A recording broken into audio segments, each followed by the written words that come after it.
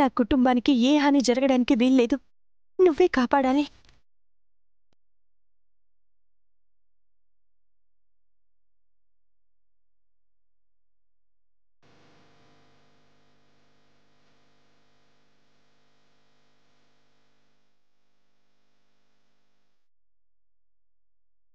సీతమ్మా, ఎవరి కోసం వెతుకుతున్నావు? నీలో ఏదో కంగారు కనిపిస్తుంది. పంతులు గారు, మొన్న కావిడ ఇక్కడే అమ్మవారు పూనినట్టుగా కనిపించి ఒక విషయం చెప్పారు. ఆవిడ చెప్పింది అక్షరాల జరగబోతోంది.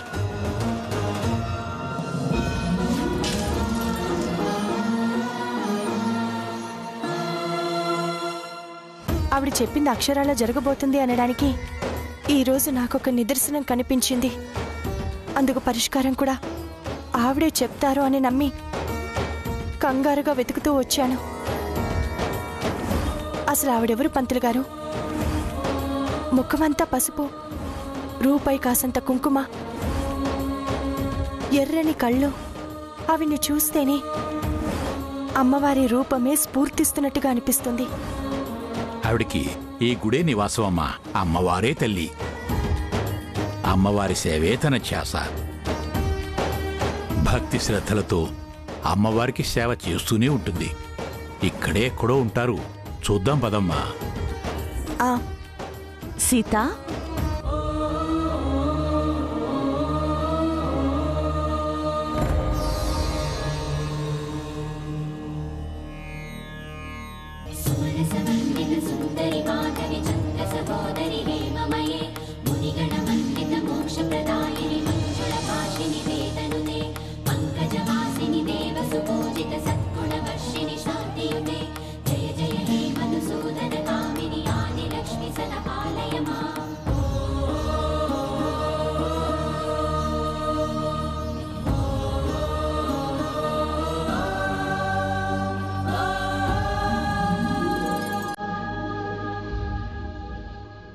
మీకోసమే చూస్తున్నానమ్మా. నీ కళ్లతో నన్ను చూడ్డం కాదు, మనోనేత్రంతో అమ్మవారిని చూసే ప్రయత్నం చెయ్యి. నీకు శుభం జరుగుతుంది. అంత శక్తి నాకెక్కడదమ్మా. ఆ జ్ఞానాన్ని మీరే ఆశీర్వదించి నాకు ప్రసాదించాలి. నీకా జ్ఞానం రావాలి అంటే ముందు నీ చుట్టూ ఉన్నవాళ్ల అజ్ఞానం తొలగాలి.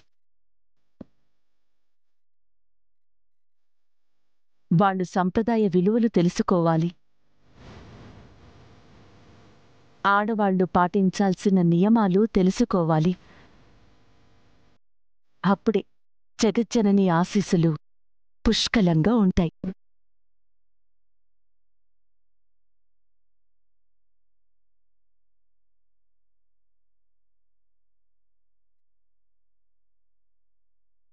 ఆ రోజు వస్తుంది అని, అమ్మవారు కరుణిస్తారు అని ఆశగా ఎదురుచూస్తున్నాను. మీరు చెప్పినట్టుగానే నా మరుదులకి ముప్పు తప్పింది.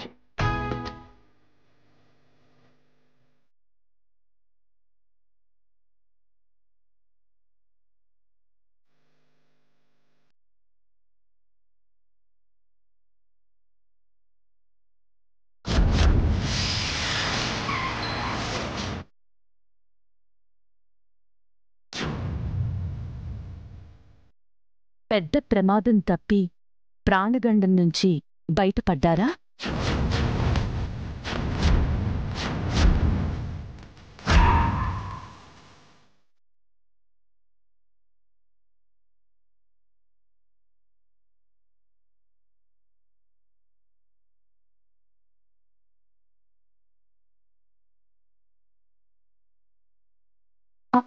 ఆ సంగతి మీకెలా తెలుసు?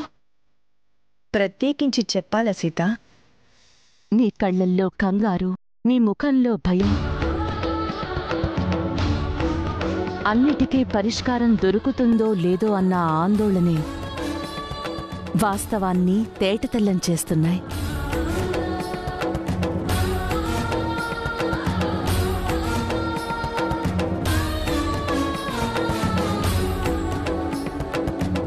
అమ్మా, ఎలాగైనా మీరే నా మరుదుల్ని ప్రాణాపాయం నుంచి తప్పించే మార్గం సూచించాలి. మార్గం లేక కాదు, ఉంది. కాని అది ఆచరించటం అంత సులువు కాదు, కష్టసాధ్యం. భక్తి శ్రద్ధలతో, నియమ నిష్ఠలతో మనసుని అమ్మవారి మీద లగ్నం చేసి నేను చెప్పినట్టు చేస్తే నీ మరుదులకు పొంచి ఉన్న మృత్యువుని తప్పించవచ్చు. అమ్మా, అదెంత కష్టమైనా సరే మీరు చెప్పినట్టుగా నేను చేస్తాను. చెయ్యాల్సింది నువ్వు కాదు, నీ తోటి కోడళ్ళు. వాళ్లతో పక్క నుండి నేను చేయిస్తాను. ఏం చేయాలో చెప్పమ్మా. మృత్యుంజయ హోమం.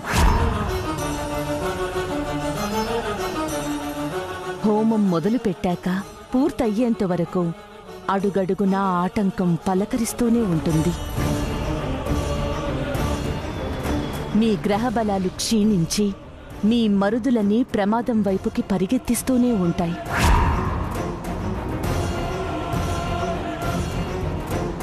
వీటిని అధిగమించి నీ చెల్లెళ్లతో హోమం నువ్వు చెయ్యించగలవా? చేయిస్తానమ్మా, నాది హామీ. ఆ మృత్యుంజయ హోమం ఎప్పుడు చేయాలి? రేపే. నీ తోటి కోడళ్ళు ముగ్గురు పసుపు చీరలు కట్టుకుని పీటల మీద కూర్చోవాలి. హోమం పూర్తయ్యాక భర్తల కాళ్ళు కడిగి ఆ నీళ్లు శిరస్సున జల్లుకోవాలి. అలాగేనమ్మా. పంతులు కార్యక్రమం చూసుకుంటాడు. నేను దగ్గరుండి హోమం జరిపిస్తాను. అమ్మవారి హోమగుండంలోని అగ్నికణికని మీరు చేసే హోమగుండంలో కలిపి పూజ చేయిస్తాను. సరేనమ్మా, నేను వెళ్ళి ఆ ఏర్పాట్లలో ఉంటాను. పంతులు గారు, మీరు ఉదయాన్నే వస్తారు కదా? వస్తాను సీతమ్మ. హోమానికి కావలసిన సామాగ్రి తెప్పించి ఏర్పాట్లు చేసుంచండి. మంచిదండి. సీత, ఒక్క నిమిషం. మరో ప్రధానమైన విషయాన్ని జాగరూకతతో గుర్తుపెట్టుకో. ఏ కారణం చేతనైనా హోమం పూర్తి కాకపోతే నీ మరుదులకి మృత్యువు తప్పదు.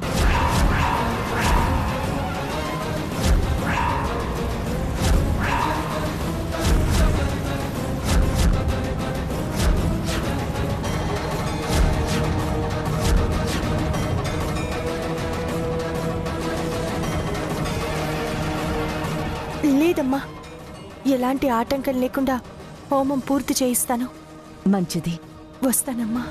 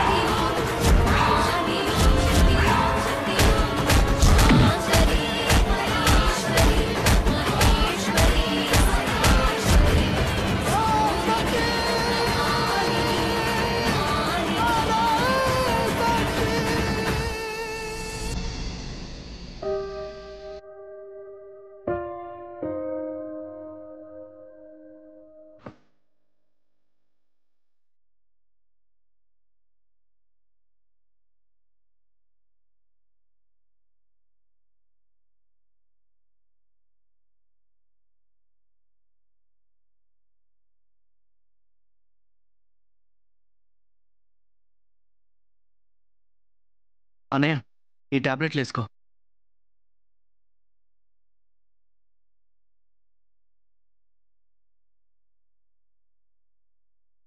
అరే నాని ఏం చేస్తున్నావురా? ఆయింట్మెంట్ రాసి మళ్ళీ కట్టు కడతానన్నయ్య. పర్లేదులేరా. పరాయి వాడి దగ్గర మొహాట పడ్డట్టు నా దగ్గర మొహాటం ఏంటన్నయ్య? ఉండు. బాగుందిరా. మన భార్యల సెంటిమెంట్ పక్కన పెడితే మనకి దెబ్బలు తగిలాయి. తమ్ముడు ఆయింట్మెంట్ రాస్తున్నాడు.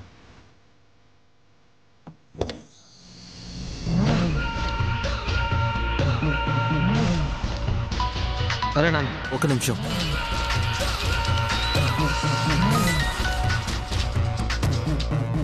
హలో. యారా, మీ రామరాజన్నకి గాజులు తొడిగి మీ పెద్దదినకి కళ్ళెమిచ్చి ఊరి మీద కుదిలేరా?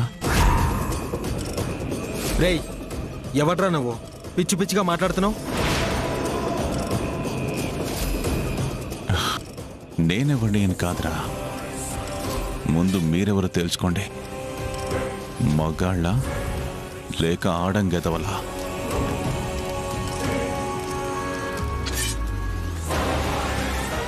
సిగ్గు లేకుండా ఆర్డర్లు సంపాదిస్తుంటే కూర్చొని తినడం ఏంట్రా? రేయ్ నువ్వు చాలా ఎక్స్ట్రాలు మాట్లాడుతున్నావు. రేయ్ నువ్వెక్కడున్నావో ఎవరో చెప్పరా, అక్కడికే వచ్చి కాళ్ళు చేతులు విరగొడతాం. అప్పుడు తెలుస్తుంది మేం మగాళ్ళమా కాదా అని. ఎవర్రా ఫోన్లో?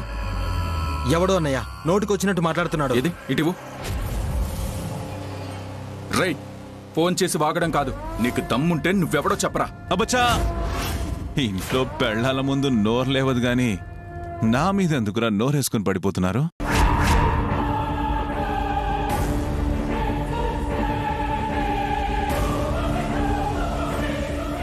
చూడండి, మీ పెద్దొదిన మా ఎండి రాజశేఖర్ స్థానాన్ని కొట్టేసింది. మర్యాదగా కుర్చీ నుంచి దిగిపోమ్మని చెప్పండి.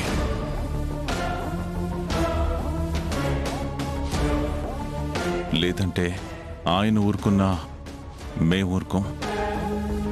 ఆ స్థానాన్ని వదలకుండా ఆఫీస్కి వస్తే తిరిగి ఇంటికి రాదు. గట్టిగా బుద్ధి చెప్పండి మీ వదినకి. రై నిన్ను రై రై రై.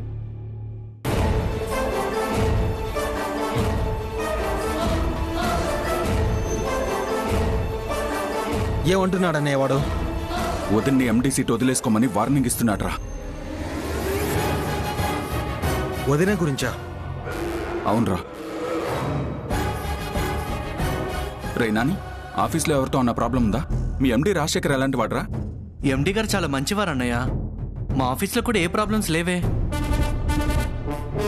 మరి ఇప్పుడు ఎవరంటావురా ఫోన్ చేసింది? వదినకి బిజినెస్ మేనేజర్ పోస్ట్ నుంచి తక్కువ టైంలోనే ఎండీగా ప్రమోషన్ వచ్చేసరికి కుళ్ళుకునే వాళ్ళెవరో ఫోన్ చేసుంటారన్నయ్య. ఈ ఫోన్ వచ్చిన విషయం వదినకి చెప్దాం పదండి. ఆగు శ్రవణ్.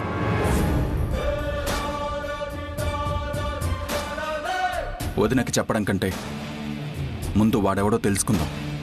మనమే ప్రాబ్లం సాల్వ్ చేద్దాం.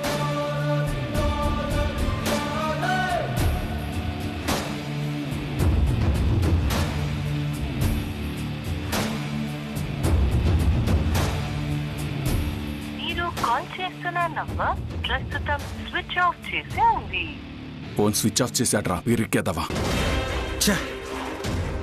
అన్నయ్య అవేం పట్టించుకోకండి. ఒకళ్ళు ఎదుగుతున్నారంటే ఎవరో లేని వాళ్ళు ఉంటారు కదా. మీరు రెస్ట్ తీసుకోండి.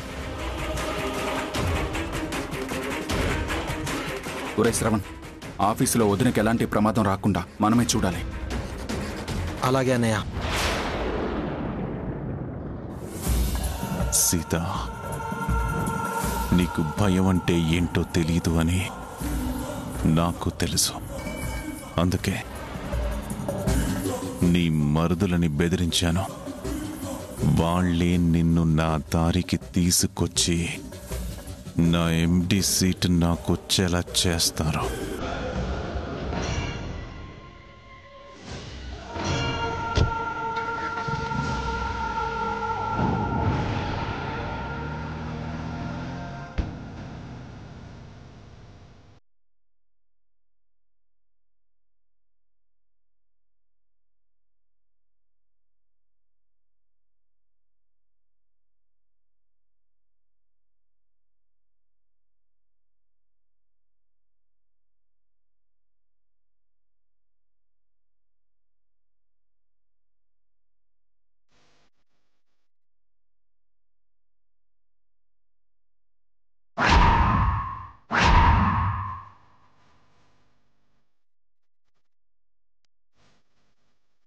ఏంటి సీత అలా ఉన్నావు? నీకే కాదు అందరికీ చెప్పాలి. మారుతి, ఏంటమ్మగారు? వెళ్ళి అందరినీ పిలు.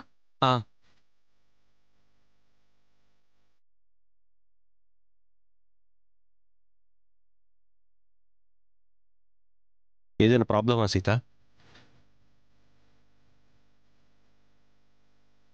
ఏ ప్రాబ్లం రాకూడదని నా టెన్షన్ అండి. ఇప్పుడే గుడికి వెళ్ళొస్తున్నాను. శంకర్కి ప్రమాదం జరిగాక పూజ చేసిన ప్రయోజనం లేకుండా పోయింది. ఈరోజు శంకర్ శ్రవణ్లకు చావు తప్పింది. కానీ భవిష్యత్తులో మళ్ళీ ఇలాంటి ప్రమాదాలు రాకుండా పంతులు గారు ఒక మార్గం సూచించారు. ఏంటా మార్గం? మృత్యుంజయ హోమం.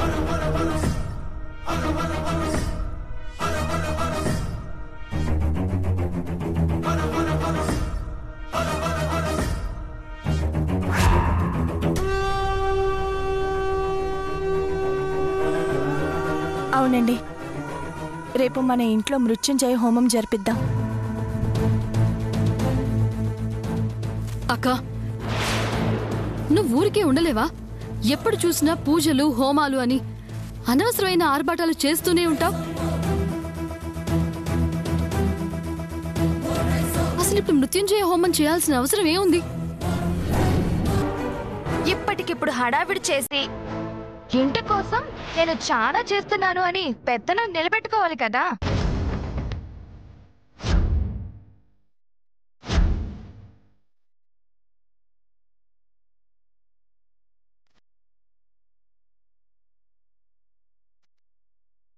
మీకు మంచేదో చెడేదో తెలియకుండా మాట్లాడుతున్నారు. అసలు మీకు జ్ఞానం ఉందో లేదో కూడా నాకు అర్థం కావడం లేదు. మీ భర్తలిద్దరూ ఈరోజు ప్రమాదం నుంచి బయటపడ్డారు. కనీసం ఆ స్పృహైనా ఉందా మీకు?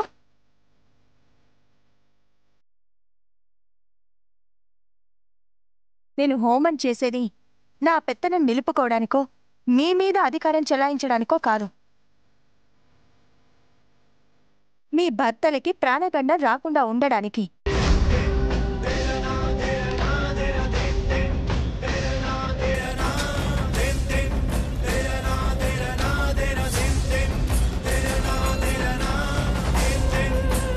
ప్రాణగండం ఏంటి సీత? మొన్నొకరోజు అమ్మవారికి దండం పెట్టుకుంటుంటే అమ్మవారే పోనారో లేక ఆ అమ్మే స్వయంగా చెప్పిందో తెలియదు, కానీ మీ మరుదులకి ప్రాణగండం ఉంది, జాగ్రత్తగా ఉండమని చెప్పారు.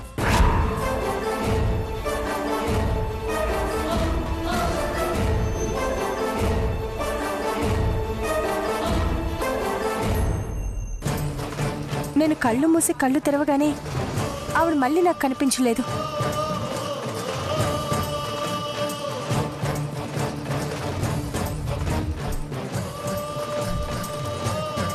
చదువుకున్న దానివి, 10 మంది పిల్లలకి చదువు చెప్పిన దానివి, ఏంటక్క ఈ మూఢనమ్మకాలు? మూఢనమ్మకమని ఎందుకు అనుకుంటావు? గా రోజు సీతక్క పక్కన నేను కూడా ఆడున్నా.